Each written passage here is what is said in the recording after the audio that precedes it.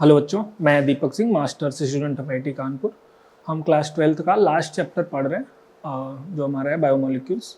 Biomolecules का ये हमारा लेक्चर 7 है। आज हम क्या करेंगे, तो प्रोटीन का हमने कुछ स्ट्रक्चर देखे थे जो आपको याद रखने चाहिए, क्योंकि जब आप पेपर दोगे किसी भी कॉम्पिटिटिव एग्जाम्स का, इवन इन बोर्ड में भी आपका 2-3 अमीनो एसिड का स्ट्रक्चर पूछ लेता है, 4 स्ट्रक्चर डायरेक्ट पूछता है कि इनका स्ट्रक्चर बनाओ। या यदि आप आगे किसी कॉम्पिटिटिव एग्जाम का दोगे तो वहाँ पे स्ट्रक्चर पता होना बहुत ज़रूरी होता है, क्योंकि वो या तो स्ट्रक्चर पूछता है और नहीं तो ऐसे आगे देखोगे रिएक्शन वेक्शन कराते हैं तो वहाँ पे स्ट्रक्चर ऐसे आ जाता है, तो आप बिना जाने मतलब स्ट्रक्चर जाने आप नहीं पता कर पाओगे कि क्या प्रोडक्ट बनने वाला है, कैसा प्रोडक्ट बनने वाला है। तो इसलिए ज़रूरी होता है कि आपको स्ट्रक्चर पता हो। सारे पता होना जरूरी नहीं है कि एक तरफ से सबके सब पते हो। मुश्किल से 25 के आसपास अमीनो एसिड आपके हैं तो जरूरी नहीं है कि आपको सब पता हो, पर अगर आपको 10, 15, 16 इतने भी अगर याद है ना, तो आप जो 4 ऑप्शन दिए होते हैं उसमें से आप एलिमिनेट कर पाते हो। तो अभी मैं आपको और कुछ उन्हीं में से क्लासिफाइड करूंगा अलग अलग, उसके बाद फिर याद करने का तरीका भी बताऊंगा, जैसे पिछले वाले में बताया था कि कैसे याद करना है और उनका क्लासिफिकेशन कैसे होता है वो करेंगे। तो हम शुरू कर रहे हैं लेक्चर को। सबसे पहले अमीनो एसिड का जो हमारा स्ट्रक्चर था वो कुछ इस तरीके से होता है।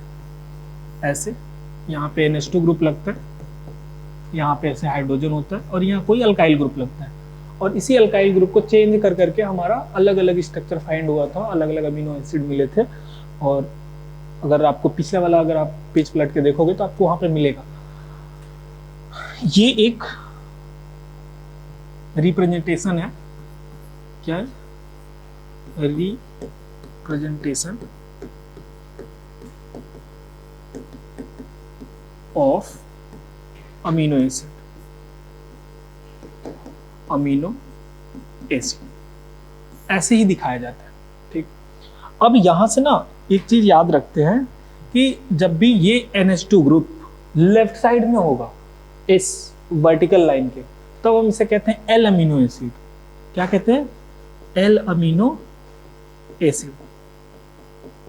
और जैसे कि हम ग्लूकोज में करते थे कि ये अगर OH लेफ्ट में हुआ तो L और OH राइट में हुआ तो D, तो वैसे ही यदि यहाँ पे मैं ऐसे कर दूं COOH और यहाँ पे NH2, सॉरी इधर हाइड्रोजन रख लेते हैं, और इस साइड हम NH2 कर रहे हैं और इधर फिर से नीचे अल्काइल ग्रुप है। तो अगर ऐसा कुछ होता है तो SNH2 जब राइट साइड होता है तो इसे हम D अमीनो एसिड बोलते हैं। बाकी अब कौन सा नाम इसका पर्टिकुलर क्या होगा तो ये अल्काइल ग्रुप पे डिपेंड करता है कि इसका क्या नाम होगा। जैसे अगर यहाँ पे अगर हाइड्रोजन कर दिया जाए तो ये ग्लाइसिन बन जाता है, मिथाइल कर दोगे तो दूसरा बन जाएगा, इथाइल करोगे तो और दूसरा हो जाएगा, तो ऐसे चेंज होता है। तो आपको रिप्रेजेंटेशन याद रखना है। ऐसा हम नहीं कर सकते कि COH को यहाँ लिख दे, H को इधर लिख दे, R को इधर लिख दे, फिर वो पूरा एक तरीके से घुमाया जाता है। तो इसका जो रिप्रेजेंटेशन है कि L है या D है, ये आपका गलत हो जाएगा। तो आप याद रखोगे कि इसका रिप्रेजेंटेशन ऐसे ही करना है, ठीक, तो आपसे गलती नहीं होगा। वैसे हम इसे घुमा सकते हैं, पर हम जब घुमाते हैं तो हम एकदम साइक्लिक मैनर में घुमाते हैं, ऐसे इसको यहाँ, इसको यहाँ, इसको यहाँ, इस टाइप से घुमाते हैं। पर हो सकता है कि आपसे गलत हो जाए, तो जब भी आप पेपर में बनाओगे, अगर बोर्ड के लिए दे रहे हो, तो आप याद रखोगे कि आपको COH ऊपर रखना है, अल्काइल ग्रुप R जो है नीचे रखना है। NH2 को जब लेफ्ट साइड में लिखोगे तो आपका L अमीनो एसिड है, राइट साइड में लिखोगे तो D अमीनो एसिड है। ये इसका एक स्टैंडर्ड रिप्रेजेंटेशन है, ठीक, ये आप याद रखें। नेक्स्ट आपका है ये जो अमीनो एसिड है ना, इसमें याद रखना है कि ये जो अमीनो एसिड है ये आप देखोगे तो एम्फोटेरिक नेचर का है। एम्फोटेरिक का क्या मतलब होता है? तो एम्फोटेरिक का मतलब ये होता है कि जो एसिड एंड बेस दोनों का प्रॉपर्टी शो करता है। जैसे आपका अगर याद हो तो एल्यूमिनियम का ऑक्साइड होता है, अगर आपने मेटलर्जी वाला 11th का चैप्टर, हाँ 11th में ही है आई थिंक, तो वहाँ अगर पढ़ा होगा तो जो एम्फोटेरिक ऑक्साइड होते हैं वो एसिड एंड बेस दोनों के तरीके से प्रॉपर्टी शो करते हैं। तो वैसे भी ये एम्फोटेरिक नेचर का। एम्फोटेरिक का क्या मतलब है कि ये COH H+ दे सकता है, तो एसिडिक नेचर का हुआ। यहाँ पे जो NH2 ग्रुप है वो लोन पेयर दे के H+ ले सकता है, तो बेसिक नेचर का हुआ। तो ये दोनों एक साथ शो कर रहा है, इसलिए इसे हम कह सकते हैं कि amino acids are amphoteric nature. क्या लिख सकते हो आप? Amino acid acids are in amphoteric nature, amphoteric nature, ठीक है। अच्छा, एक चीज और आपको याद रखना है, क्या? ये जो अमीनो एसिड्स है ना, जैसे आर सी एच, इधर मान लो NH2 ग्रुप और इधर COOH, तो ये इस टाइप से नहीं रहता। ये ना नेचर में कुछ ऐसे होता है कि जो लोन पेयर है वो इसी के H+ को ले लेता है। जो लोन पेयर है आपका, देखो ऐसे आप C∬O लिखो, ठीक। अब नाइट्रोजन का जो लोन पेयर है वो इसी हाइड्रोजन को, चूंकि कार्बोक्सिलिक एसिड है ना, कार्बोक्सिलिक एसिड आप पढ़ के आ रहे हो, एसिडिक होता है, आराम से H+ दे देगा, तो ये टूट के ऐसे आ जाता है और ये कुछ ऐसे हो जाता है, RCH, इधर NH2 से 3 हो जाएगा, पॉजिटिव चार्ज आएगा क्योंकि अपना लोन पेयर दे दिया है, और इधर COO नेगेटिव, और इसे हम कहते हैं ज्विटर आयन। क्या कहते हैं, इसका क्या नाम है? ज्विटर आयन, ज्विटर आयन, जिसमें पॉजिटिव और नेगेटिव एक साथ एक ही मॉलिक्यूल में प्रेजेंट है, तो इसे हम कहते हैं ज्विटर आयन, ठीक है। जब पहला वाला मैंने क्लासिफिकेशन बताया था, वहां पे मैंने बताया था कि अगर COH 2 हो, एक से ज्यादा हो, तो उसे एसिडिक अमीनो एसिड कहते हैं, या NH2 ग्रुप एक से ज्यादा हो तब हम उसे बेसिक अमीनो एसिड कहते हैं, ठीक। ये मैंने आपको वहां पे बता दिया था। ये कैसे रहते हैं उसके लिए है कि जो आपका अमीनो एसिड होता है, ये जो आपका अमीनो एसिड है वो ज्विटर आयन के फॉर्म में एग्जिस्ट करता है। तो यहां नोट डाल के आप लिख लो, amino acids are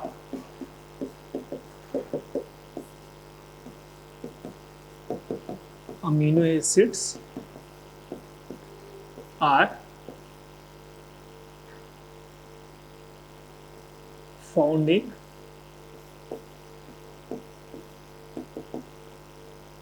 zwitter ionic form, zwitter ionic, ठीक है।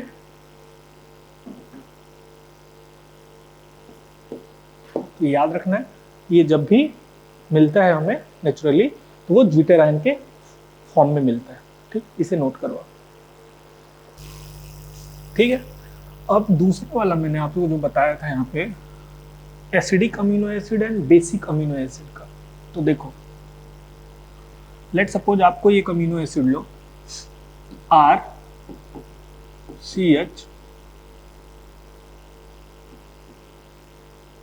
यहाँ पे NH2 ग्रुप और यहाँ पे COOH ग्रुप।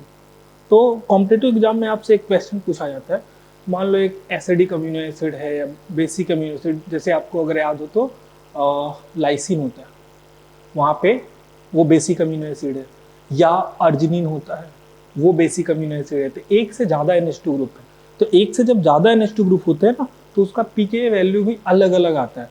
तो आपसे पूछा जाता है कि उसका नेट pKa वैल्यू क्या है, या वहाँ पे एक क्वेश्चन और बनता है आइसोइलेक्ट्रिक पॉइंट का, मैं अभी आपको बता रहा हूँ। इसके पहले ना, ये जो आपने ये ज्विटर आयन वाला फॉर्म लिखा है, इसी में आप यहाँ पे ऐड कर लो। क्या ऐड करोगे? नोट डाल के, डिपेंडिंग ऑन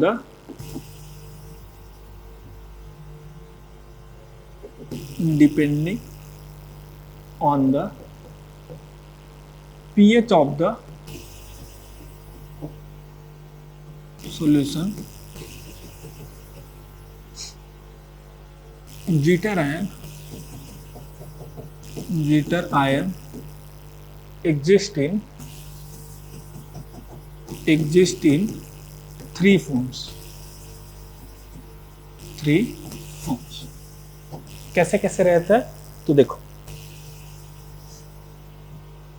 एक आपका होता है RCH, इधर NH2, इधर COO नेगेटिव, ठीक है। इसके बाद यदि आप इसमें एसिड डालते हो, ठीक, तो ये आपका बनता है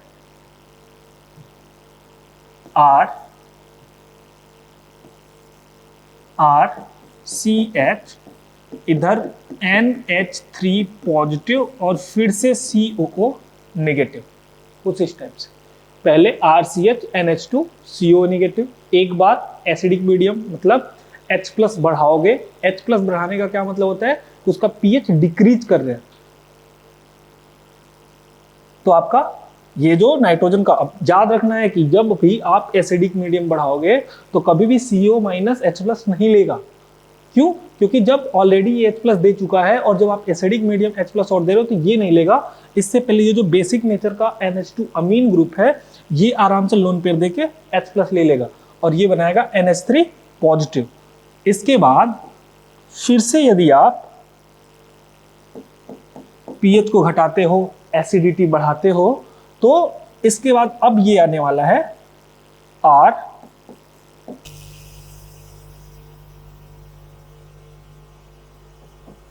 RCH और यहां पे NH3 पॉजिटिव COOH, ठीक।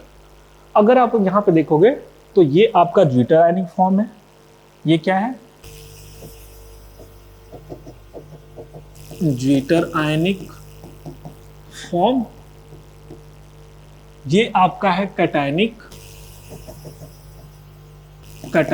फॉर्म और ये है आपका एनायनिक फॉर्म।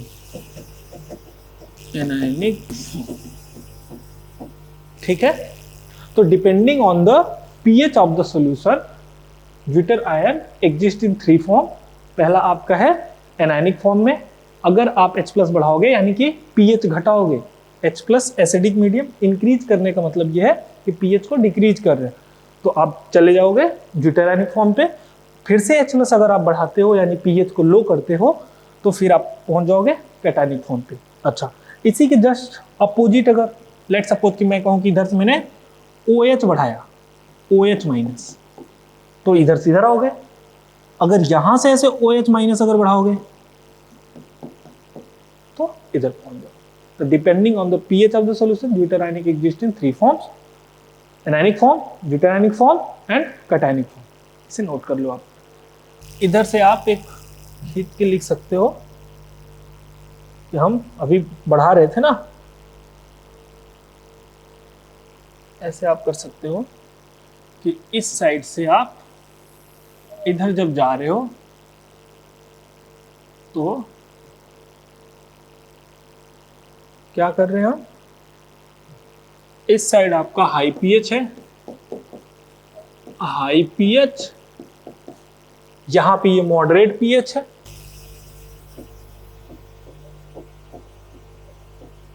मॉडरेट pH, और ये यहां पे है आपका लो pH। लो pH का क्या मतलब है कि जब भी आप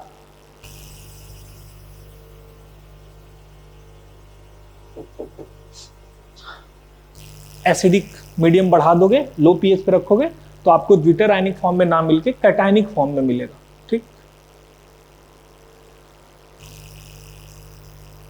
ठीक है। अब हम इसे नोट कर लेना आप। अब हम पढ़ेंगे calculation of pH, calculation of pH of the zwitter ion, zwitter ion. ठीक, कैसे पता करते हैं? तो देखो, आपको क्वेश्चन में क्या दे रखा होगा,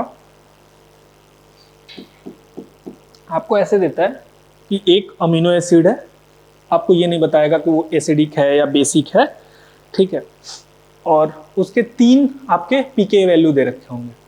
कैसे दिया होगा?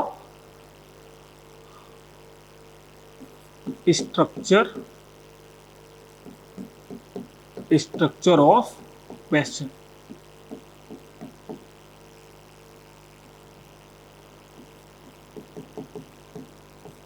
कैसे बना होगा question?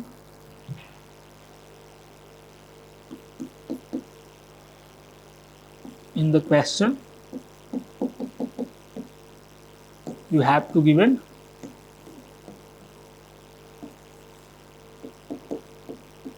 3 pKa value, 3 pKa values, ठीक है, and you have to calculate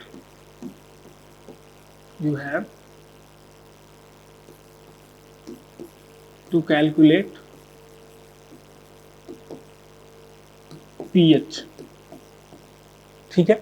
अब देखो, याद रखना है आपको कि जैसे अगर मान लो इंग्लिश अगर समझने में प्रॉब्लम हो रही हो तो ये हमने केवल ये लिखा है कि आपको 3 pKa वैल्यू दिया जाएगा, उन तीनों में से तीनों का यूज करके कोई भी एक अमीनो एसिड होगा, 3 pKa वैल्यू दिया होगा उस अमीनो एसिड का, आपको तीनों का यूज करके, वो तीनों बस इसी का होता है, ये जो 3 स्टेट में एग्जिस्ट करता है ना, कैटायनिक फॉर्म में, ड्यूटेरायनिक फॉर्म में और इधर एनायनिक फॉर्म में, तो आपको इसी तीनों का वैल्यू अलग अलग दिया जाएगा और आपसे पूछा जाएगा कि पीएच ऑफ द ड्यूटेरायन क्या है, ठीक, तीनों का अलग अलग पीके देके। अब आपको क्या करना है, 3 पीके वैल्यू तो मिल गए, आपको ये नहीं बताया जाएगा कि वो जो अमीनो एसिड है वो एसिडिक है या बेसिक है, ठीक, तो आप कैसे कैलकुलेट करोगे, हाउ टू प्रोसीड, बहुत आसान होता है, हाउ टू प्रोसीड, कैसे करें, सोचो। देखो यहां 3 की जगह पे कभी कभी 2 भी दिया रहता है, वही मैं बताता हूं कि 2 किस केस में होगा, ठीक। देखो case 1,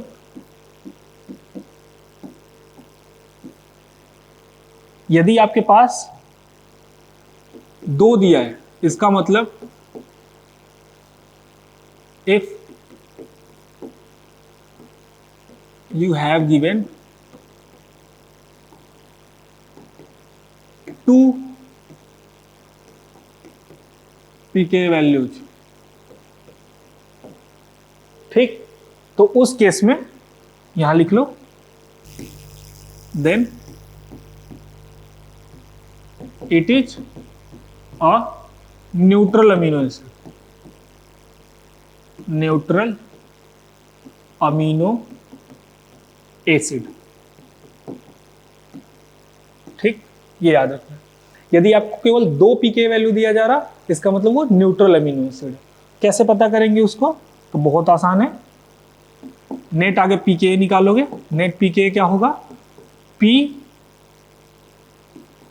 pKa1 plus pKa2, simple average ले लेना है, pKa1 प्लस pKa2 अपॉन 2, ठीक है, ये pK वैल्यू आ गया। इसके बाद हम लगाएंगे फॉर्मूला। फॉर्मूला क्या होता है, फॉर्मूला आपका होता है pH is equal to minus का लॉग ऑफ K, तो ये तो आपका pK हो जाएगा। देखो ये आपका डायरेक्ट यहां से pK निकल जाता है, सॉरी pH, इसके लिए ये करने की जरूरत नहीं होता, क्योंकि आपका ना ऐसे होता है, pK is equal to minus log of Ke, ये एक्स्ट्रा है याद रखना, या pH इज इक्वल टू भी यही होता है, माइनस लॉग ऑफ K, ठीक। K क्या होता है अगर जिसको नहीं पता तो ये याद रखना कि लेट सपोज कोई एसिड है AH, जिसमें ये एसिडिक प्रोटॉन है, ये ऐसे टूटा, A minus plus H plus, ये प्रोटॉन दिया, तो ये जो रेट कांस्टेंट होता है ना H प्लस निकलने का, जो रेट, जिस रेट से H प्लस निकल रहा है ये एसिड दे रहा है, उसका जो रेट कांस्टेंट है उसे हम कहते हैं K, तो माइनस लॉग ऑफ K को हम कहते हैं pH, ठीक। तो ये आपका हो जाएगा pH, ठीक है। ये इस केस के लिए कि जब आपका यहाँ से K निकालते हो, और ज़्यादा अगर डिटेल में जाओगे ना तो कुछ इस टाइप से होता है यार, ऐसे लिखा जाता है, pH is equal to pK plus log of A minus upon AH, ऐसे करके लिखा जाता है concentration of A minus into upon concentration of A. ठीक, तो ये आपको इतना डिटेल में भी यहाँ जाने की ज़रूरत नहीं है। जब अगर 11th का चैप्टर आप अच्छे से पढ़ रहे होगे तो वहाँ पे आता है इक्विलिब्रियम वाला चैप्टर, वहाँ पे ये सब आपको खूब अच्छे से बताया जाता है। यहाँ पे बस आपको इतना याद रखना है कि डायरेक्ट आप पीएच निकाल सकते हो pKa1 प्लस pKa2 अपॉन 2 करके।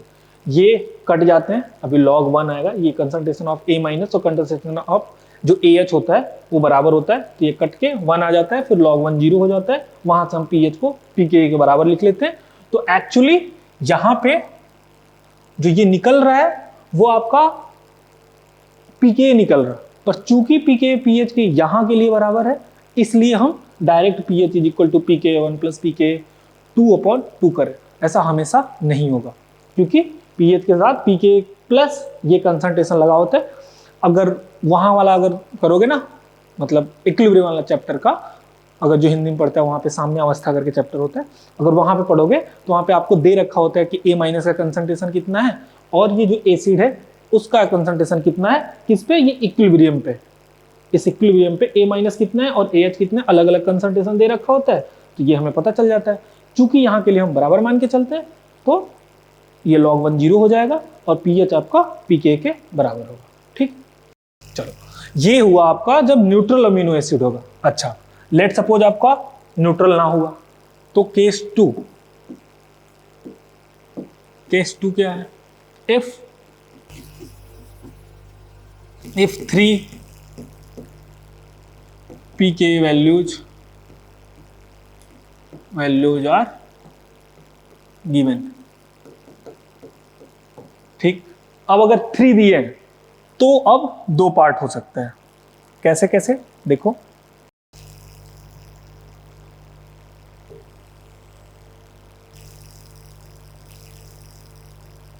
यहां से लिखो if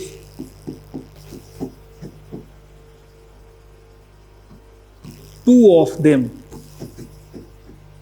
are less than 5, approximate बता रहा हूं, then this is acidic amino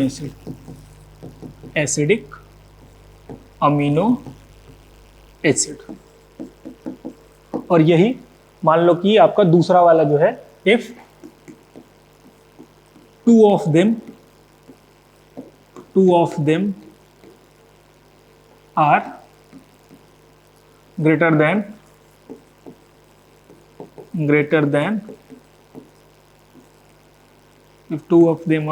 than 5, then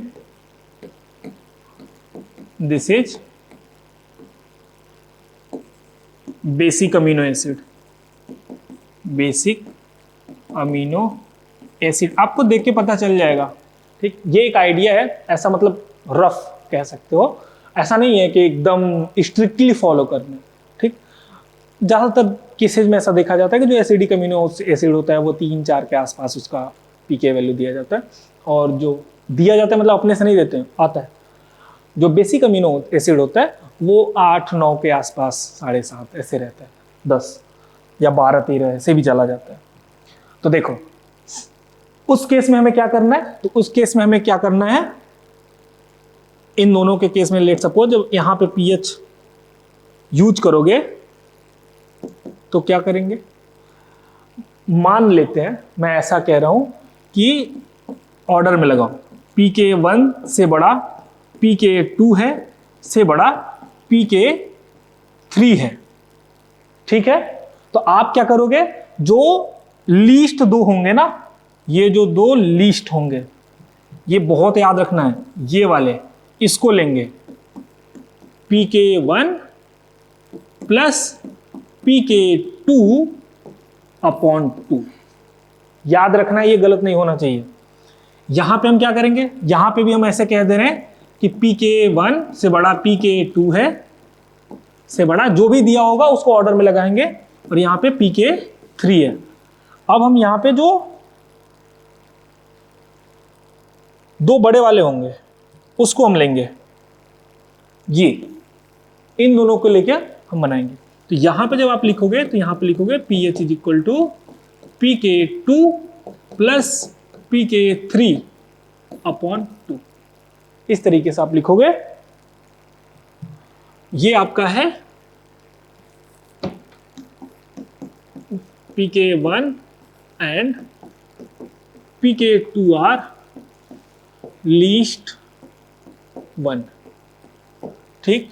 और ये आपका जब बेसिक अमीनो एसिड होगा तो pK2 and pK3 are greatest 1,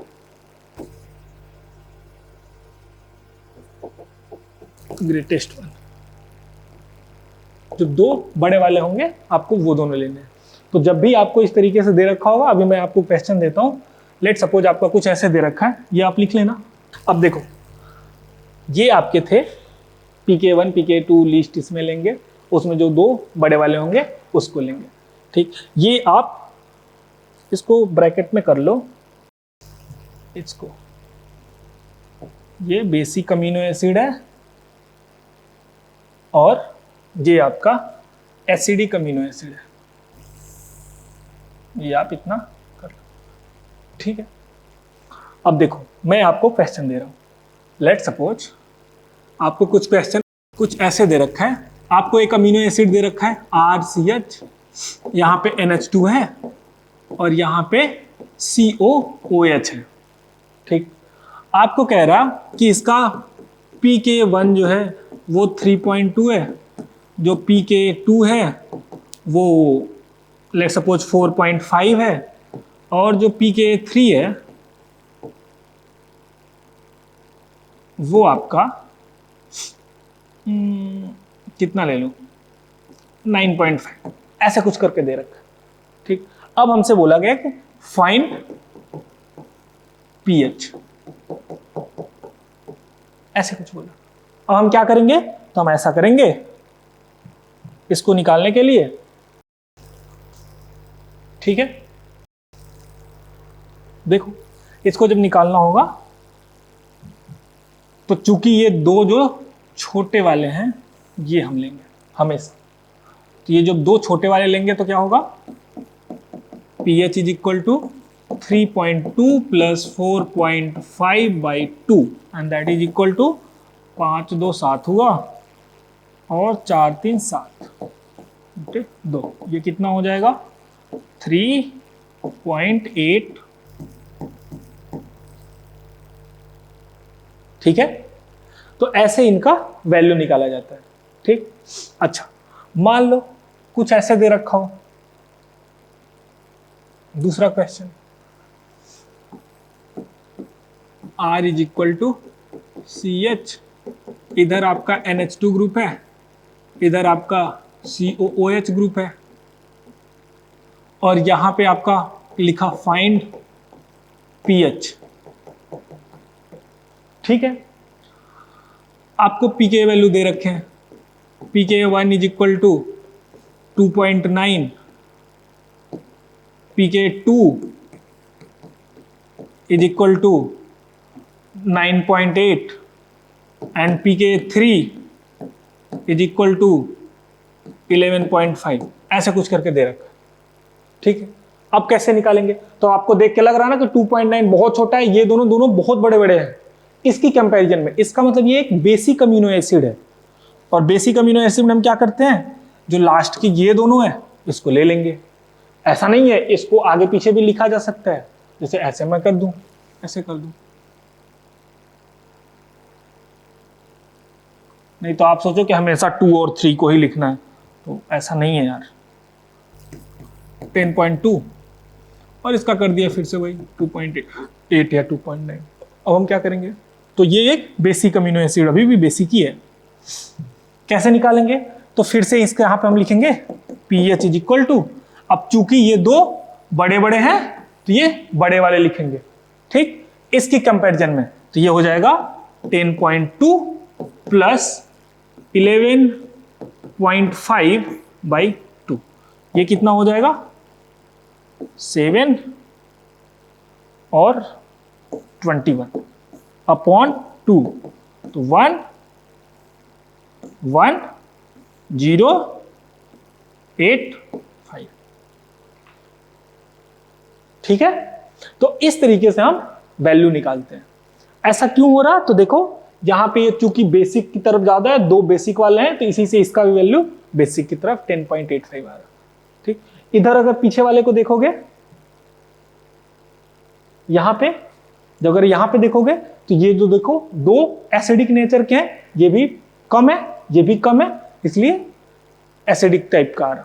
अच्छा, न्यूट्रल भी दिया जा सकता है, कुछ ऐसे दे दिया जाए, 2 ही पीके वैल्यू दिया जाए।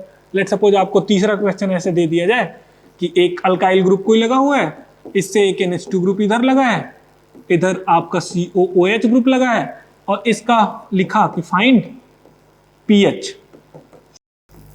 ठीक है, और आपको दिया pK1 is equal to 4.5 and pK2 is equal to let suppose 8.5, ऐसा कुछ करके दे रखा है।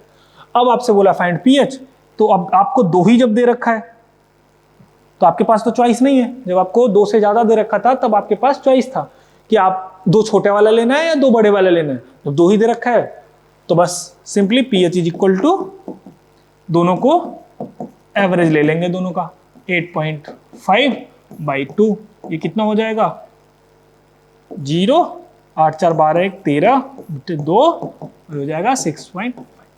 इस तरीके से हम निकालते हैं। इस टाइप के क्वेश्चन पूछे जाते हैं बहुत जगह पे, तो ये आप याद रखोगे। ठीक है, ये वाला पार्ट आपका कवर हो गया, जो पिछला वाला हमारा चल रहा था उसी से रिलेटेड था। अब हम फिर से चलेंगे क्लासिफिकेशन ऑफ अमीनो एसिड पे। अब आप सोचोगे फिर से वहीं पे कैसे चले आए,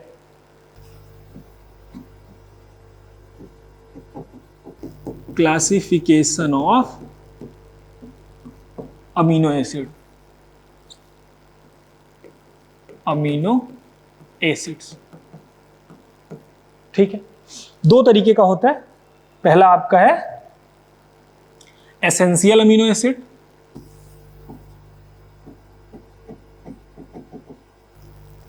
essential amino acid,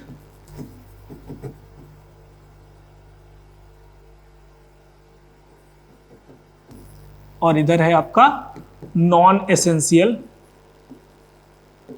non essential ये बहुत इंपॉर्टेंट है, बोर्ड में आपको पूछा जा सकता है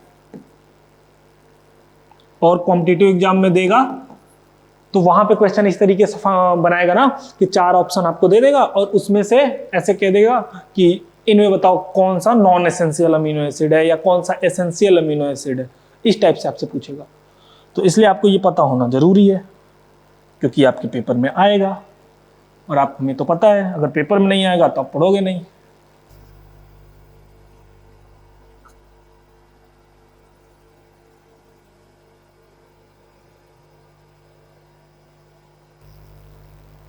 ठीक है, देखो एसेंशियल अमीनो एसिड किसे कहते हैं, तो पहले समझ लो, ऐसे कुछ अमीनो एसिड होते हैं जो हमारा बॉडी खुद सिंथेसाइज कर पाता है, तो हमें अलग से डाइट में लेने की जरूरत नहीं होती, उसे हम कहते हैं नॉन एसेंशियल अमीनो एसिड। कुछ अमीनो एसिड ऐसे होते हैं जो हमारा बॉडी सिंथेसाइज नहीं कर सकता, हमें अलग से डाइट में लेनी पड़ती है खाने के साथ, तो उसे हम कहते हैं एसेंशियल अमीनो एसिड। तो हम क्या लिखेंगे, ऐसे लिख लो, some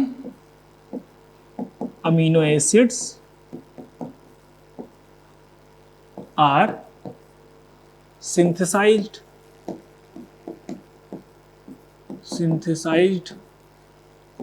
within the body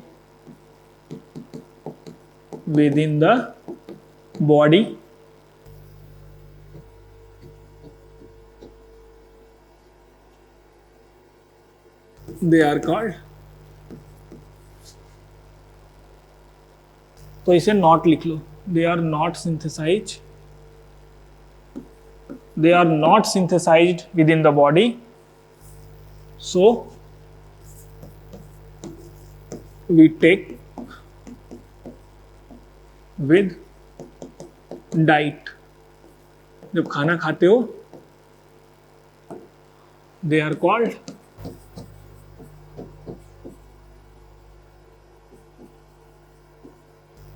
essential amino acid, right?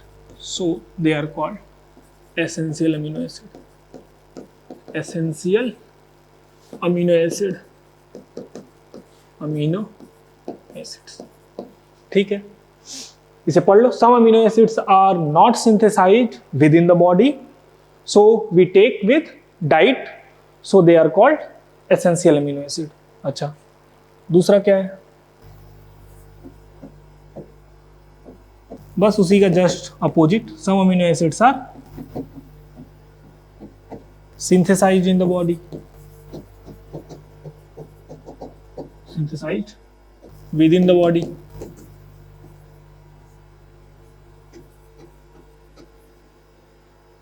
So they are called non-essential, non-essential amino acid, amino acid. ठीक, तो कुछ अमीनो एसिड ऐसे हैं जो बॉडी में खुद ही सिंथेसाइज हो जाते हैं, हमारा बॉडी सिंथेसाइज कर लेता है, तो उसे हम कहते हैं नॉन एसेंशियल अमीनो एसिड. ऐसे कुछ है जो बॉडी में सिंथेसाइज नहीं हो पाते, तो उसे हमें बाहर से लेना पड़ता है, उसे हम कहते हैं खाने के साथ एसेंशियल अमीनो एसिड. अब देखो, अब आपको बनाना है कि कौन कौन से ऐसे हैं जो एसेंशियल अमीनो एसिड है, कौन कौन से ऐसे हैं जो नॉन एसेंशियल अमीनो एसिड है.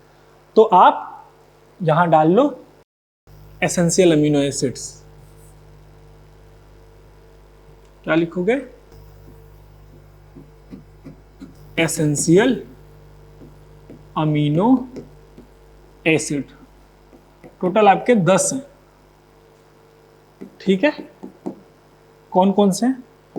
1 2 3 4 5 6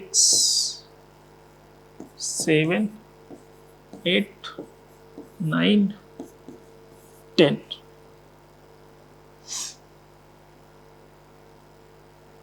ठीक है, देखो कौन कौन से ऐसे हैं जो आपको बॉडी के साथ खाने के साथ लेना पड़ता है एसेंशियल अमीनो एसिड्स में. तो आपका है valine, leucine, leucine, lysine, arginine. ठीक है, आइसोल्यूसिन छूट गया. ल्यूसिन के साथ साथ आइसोल्यूसिन भी होता है जो आपको खाने के साथ लेना पड़ेगा. आइसोल्यूसिन, ठीक, अर्जिनिन, और आपका है थ्रियोनिन,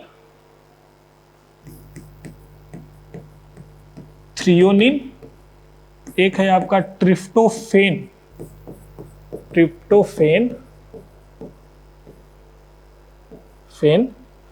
और फिर आपका है मिथायोनिन,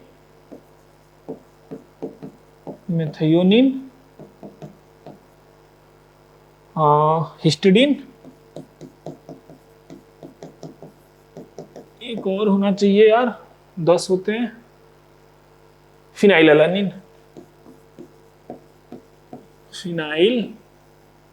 अलानिन. अच्छा, सर ने लिखवा तो दिया, अब ये 10 याद कैसे होंगे? तो इनके याद करने का क्या तरीका है? तो देखो, इनको याद कैसे रखना है आपको. इसको याद करने के लिए मैंने एक आपके लिए निमोनिक बना रखा है,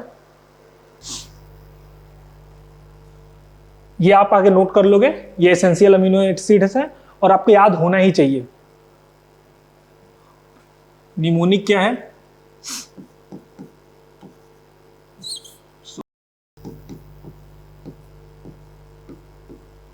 हवेली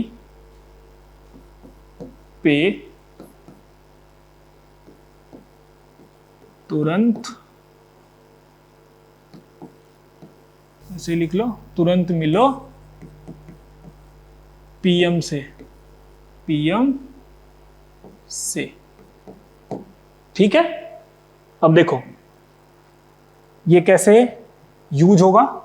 तो हवेली का मतलब है हिस्टीडीन, हिस्टीडीन। इसका मतलब है वैलिन, इसका मतलब है ल्यूसिन।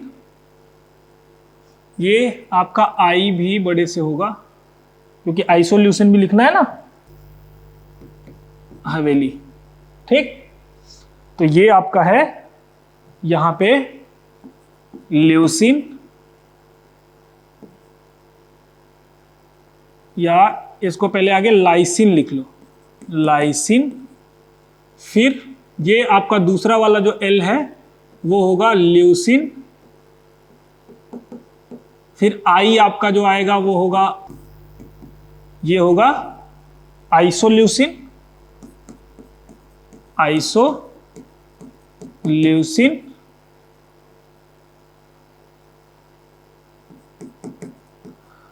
फिर ये आपका है, पी से क्या था, फिनाइल अलानिन, फिनाइल अलानिन। फिर ये टी को भी बड़े से लिखना आप, ठीक।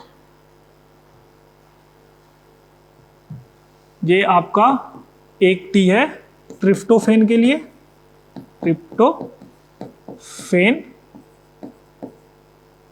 फिर दूसरा आपका था थ्रियोनिन के लिए, ठीक। एम से आपका था यहां पे मिथाइयोनिन, ठीक है। और पी से और कोई छूटा है क्या, केवल फिनाइल अलानिन ही है। आई थिंक हमने दोनों ले लिया है, तो आप चेंज कर लो, ऐसा कर लो, इसको स्मॉल में ही रहने देते हैं।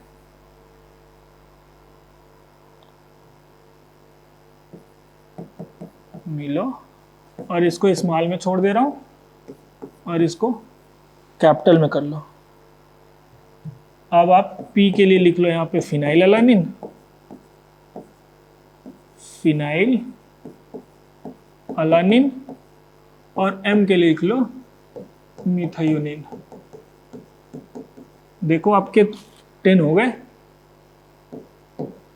2 3 4 3 7 2 9, एक बचा हुआ है, कौन सा बचा है, अच्छा अर्जिनिन बचा है आपका भी, एच ए, ऐसे कर लो।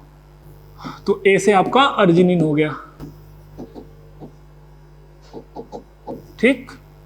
तो ये आप याद रखोगे, तो इसे आप एसेंशियल अमीनो एसिड्स याद कर लोगे। ये आपके क्या है, एसेंशियल अमीनो एसिड्स, ठीक है। तो जब भी अगर आपको पूछा जाएगा तो ज़्यादातर आपसे या तो कॉम्पिटिटिव एग्जाम में 4 में से एक ऑप्शन पूछते हैं कि कौन सा एसेंशियल है या नॉन एसेंशियल है। इनके अलावा जो है वो नॉन एसेंशियल है। तो आपको 4 में से एक ऑप्शन एसेंशियल और नॉन एसेंशियल चूज करना होता है, या जब आपको लिखने के लिए आता है बोर्ड में तो आपसे कह देगा 3 4 5 जितने भी लिखवाना होगा उनको, कितने एसेंशियल अमीनो एसिड्स के नाम लिखो, तो इसको यूज करोगे, ठीक है। इसके बाद फिर ये आप नोट कर लेना, कुछ इस तरीके से भी क्वेश्चन पूछे जाते हैं कि 4 आपको ऑप्शन फिनाइल उसका अमीनो एसिड का देगा, और उसमें से आपसे पूछा जाएगा कि कौन सा ऐसा अमीनो एसिड है जो एरोमेटिक है। तो एरोमेटिक अमीनो एसिड में केवल 3 आते हैं, aromatic amino acids, amino acids. ये क्या है, तो देखो एक आपका है थ्रियोनिन, पहला है आपका थ्रियोनिन, थ्रियोनिन। अब इसका स्ट्रक्चर आपको पता होगा, मैंने आपको बना रखा है, कैसा होता है, तो कुछ इस टाइप का होता है।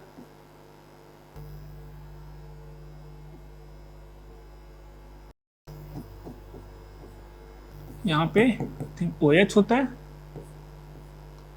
यहाँ पे CH2, फिर ये CH, NH2,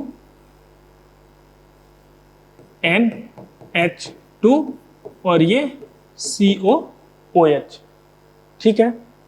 दूसरा आपका होता है फिनाइल एलानिन। अब देखो इसको एरोमेटिक इसलिए कह रहे हैं कि ये बेंजीन रिंग है ना जो एरोमेटिक है, इसके कारण। दूसरा आपका होता है फिनाइल अलानिन। ठीक, फिनाइल अलानिन का स्ट्रक्चर कैसा होता है तो ये भी आपको बता रखा हूं पिछले वाले लेक्चर में। इसमें से ये OH को हटा देते हैं बस, CH2 CH, इधर NH2 ग्रुप और इधर आपका COOH ग्रुप, ये भी ठीक है।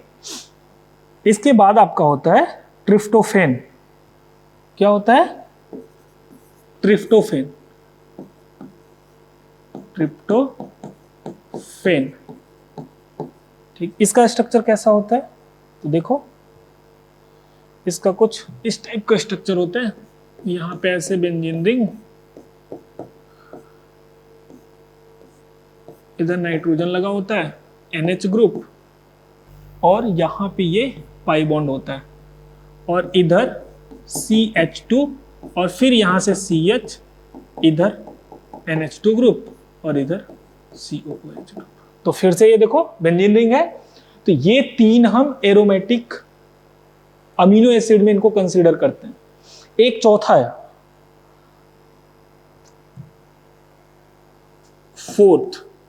फोर्थ में याद रखना है, यदि इन तीन है तो पहले हम इसी को कंसीडर करेंगे। फोर्थ आपका आता है हिस्टिडीन। केमिकली तो उसका स्ट्रक्चर आपका एरोमेटिक है उसमें। हिस्टिडीन का स्ट्रक्चर जो होता है ऐसा होता है, नाइट्रोजन,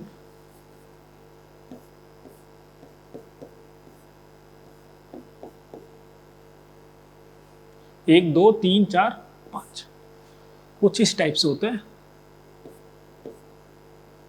और ये बीच में CH2 ग्रुप, फिर इससे यहां पे CH, NH2 और ये आपका COOH। ऐसे स्ट्रक्चर होता है। यहां पे भी देखोगे आप, इधर नाइट्रोजन के साथ यहां पे एक H लगा होगा। यहां पे भी अगर आप देखोगे तो ये जो रिंग है ये एरोमेटिक है, क्योंकि यहां नाइट्रोजन का जो ये लोन पेयर होता है ना, ये पार्टिसिपेट करता है। तो एक पाई बॉन्ड, दो pi bond, lone pair, 6 pi electron. ये क्या है? यहाँ पे आपके 6 पाई इलेक्ट्रॉन है। हकल रूल को फॉलो कर रहा है। अगर आपने जीओसी पढ़ रखा होगा तो आप पढ़ाया जाता है, अगर ये हकल रूल को फॉलो करेगा तो आपका एरोमेटिक है।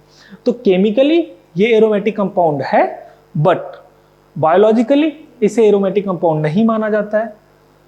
जो यूवी एक्टिव से पता करते हैं वहां पे ये फेल होता है। तो आपको ये बताने का ये सेंस है कि आप ये तीन को ही मानोगे। ठीक। फोर्थ ऑप्शन में यदि जब ऑप्शन देखोगे आप, मान लो एरोमेटिक कह दिया कि नॉन एरोमेटिक कौन सा है। ठीक है। नॉन एरोमेटिक में यदि हिस्टिडीन के अलावा ये सब प्रेजेंट है, ऐसे मतलब चारों में पूछ लिया जाए कौन सा नॉन एरोमेटिक है, तो ये नॉन एरोमेटिक में काउंट होगा। अच्छा, अगर आपका ऐसे दे दिया जाए कि फिनाइलएलानिन, ट्रिप्टोफेन, हिस्टिडीन और कोई अदर, जैसे लेट सपोज ग्लाइसिन दे दिया जाए, और फिर पूछा जाए, तो फिर हम इसे एरोमेटिक काउंट करेंगे। समझ में आ रहा? एरोमेटिक हम इसे तब काउंट करेंगे जब हमारे पास कोई ऑप्शन नहीं होगा, नहीं तो हम इसे एरोमेटिक काउंट नहीं करेंगे, क्योंकि ये मतलब एक कंट्रोवर्शियल टाइप का है, क्योंकि केमिकली ये एरोमेटिक है बट बायोलॉजिकली नहीं मान रहे। तो किस कंटेक्स्ट में एरोमेटिसिटी पूछा जा रहा, अगर वहां पे दे रखा है तब तो वेल एंड गुड। ये इसे हम क्या लिख देते हैं यहाँ पे, ऐसे में ना लिख दे रहा हूं, केमिकली एरोमेटिक। अगले पेज पे मैं यहाँ पे नोट डाल के लिख दे रहा हूं आपको,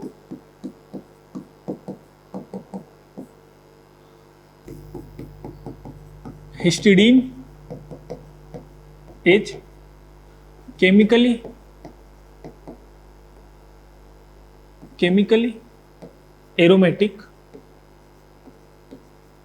aromatic but biologically non aromatic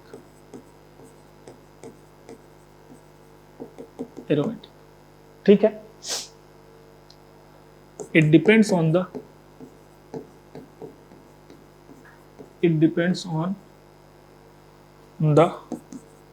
context of the question. ठीक. जैसे मान लो मैं क्वेश्चन पूछा,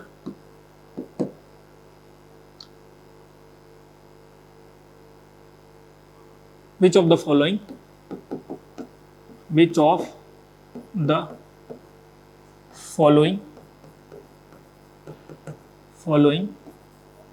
is aromatic?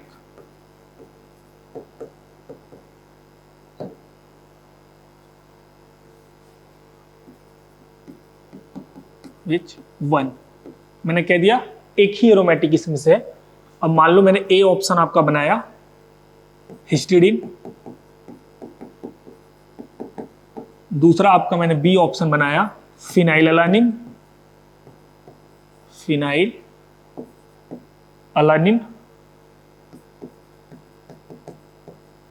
सी मैंने ऑप्शन बनाया अर्जिनिन,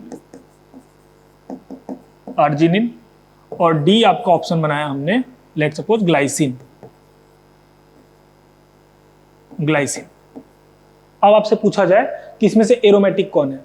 अब हमें पता है कि हिस्टिडीन, ये मैंने लिखवाया ना यहाँ पे कि हिस्टिडीन भी एरोमेटिक है और फिनाइलअलानिन भी एरोमेटिक है, पर हिस्टिडीन को बायोलॉजिकली एरोमेटिक नहीं माना जाता. तो वहां पे मैंने ये सब कुछ नहीं बताया कि बायोलॉजिकली पूछ रहा हूँ, केमिकली पूछ रहा हूँ, कैसे पूछ रहा हूँ, बट हमें दिख रहा है कि फिनाइलअलानिन है ऑप्शन में, तो हम फिनाइलअलानिन को चूज करेंगे और ये आपका फिनाइलअलानिन होगा.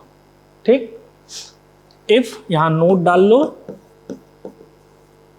क्या, इफ फिनाइलअलानिन, ट्रिप्टोफेन एंड एक और आपका क्या था threonine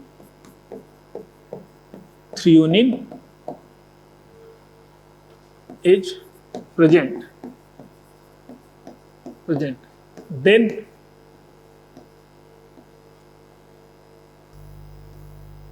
you have to choose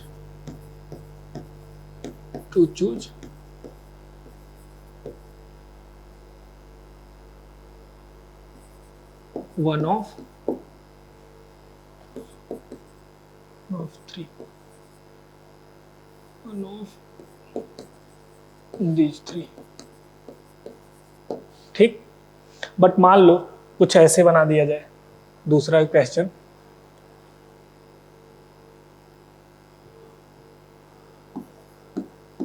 which amino acids are, या एक ही पूछ रहा हूं तो which amino acid is aromatic.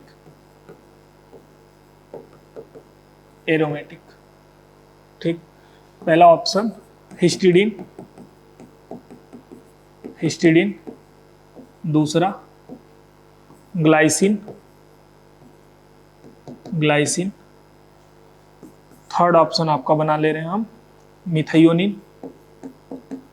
Methionine, और फोर्थ है आपका वैलिन. अब देखो हमसे पूछा गया एरोमेटिक, और यहाँ पे हमें पता है ग्लाइसिन भी नहीं है, वैलिन भी नहीं है, मिथायोनिन भी नहीं है. अब यहीं पे आपको अगर स्ट्रक्चर पता है तो आप बता पाते हो, क्योंकि नाम से स्ट्रक्चर नहीं देता, आपको नाम से पूछता है. अब चूंकि जो हमारा 3 था ट्रिप्टोफेन, थ्रियोनिन एंड फिनाइलअलानिन, इन तीनों में से कोई भी प्रेजेंट नहीं है, तब हमारे पास ऑप्शन नहीं है तो हम हिस्टिडीन को ही एरोमेटिक मान लेंगे।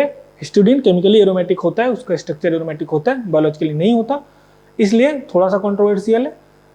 कंटेक्स्ट क्या करके पूछ रहा, अगर वो पूछ रहा है केमिकली बताओ तब तो वेल एंड गुड, पर नहीं पूछ रहा जनरली ऐसे ही दे देते हैं। तो आपको चारों ऑप्शन में से देखना होता है कौन सा एरोमेटिक है कौन सा नहीं है।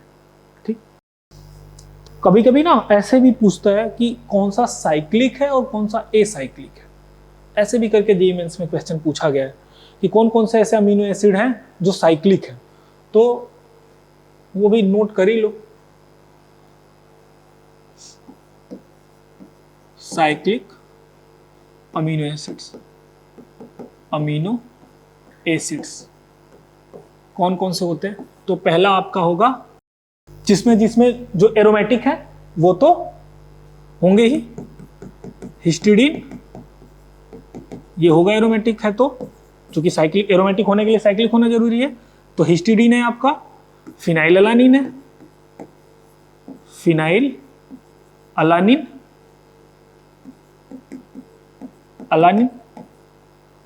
अब अगर आपको स्ट्रक्चर इन सबका पता है तो फिर आपको ये सब रटने की जरूरत नहीं है, स्ट्रक्चर देख के पता चल जाएगा कौन सा साइकिल है, मतलब साइक्लिक है, सॉरी।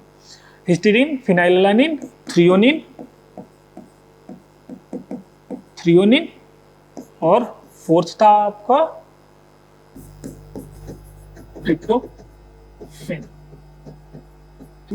अब यहां पे फिफ्थ आता है जो है आपका प्रोलिन। क्या है? प्रोलिन।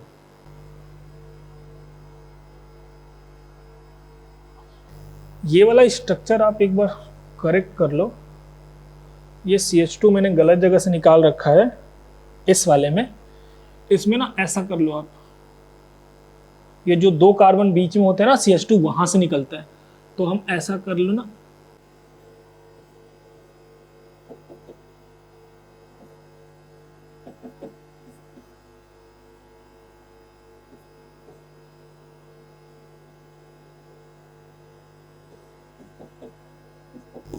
ऐसे। ठीक, अंतर कितना हुआ, पहले यहाँ पे हम 2 नाइट्रोजन लिखा था, यहां से निकाला था हमने CH2 को, जबकि वहां से नहीं होता, ये जो 2 CH2 यहाँ पे ये CH है, इनमें से ये CH2 बाहर निकलता है, तो स्ट्रक्चर में आप ध्यान रखोगे। तो ये हुआ। अच्छा, साइक्लिक वाले में हम क्या बता रहे थे, तो ये एक प्रोलिन होता है। प्रोलिन का स्ट्रक्चर कैसा होता है, तो देखो कुछ इस टाइप का होता है, 4 मेंबर नहीं 5 मेंबर होते हैं ऐसे, और इसके जस्ट बगल से इधर से निकला होता है यहाँ पे H और ये CO। तो उन सब से जो अभी आप पहले अमीनो एसिड पढ़ते आ रहे हो, जैसे एक CH है, यहाँ से NH2 इधर COH, ये ग्रुप तो सब में प्रेजेंट था, तो उस टाइप का यहाँ पे नहीं मिलता। तो ये भी एक साइक्लिक स्ट्रक्चर है। बाकी इन चारों का तो स्ट्रक्चर मैं आपको बता ही चुका हूँ। तो ये आपके 5 होते हैं जो साइक्लिक अमीनो एसिड होते हैं। तो ऐसे भी बहुत आसान क्वेश्चन पूछे जाते हैं, पर आपको इसमें स्ट्रक्चर पता होना चाहिए। यदि आपको स्ट्रक्चर पता है तो फिर इस टाइप के आप क्वेश्चन कर पाओगे। अगर आपको कोई डाउट होता है तो आप कमेंट सेक्शन में पूछ सकते हो। तो ये लेक्चर हम यहीं पे अब कंक्लूड करेंगे।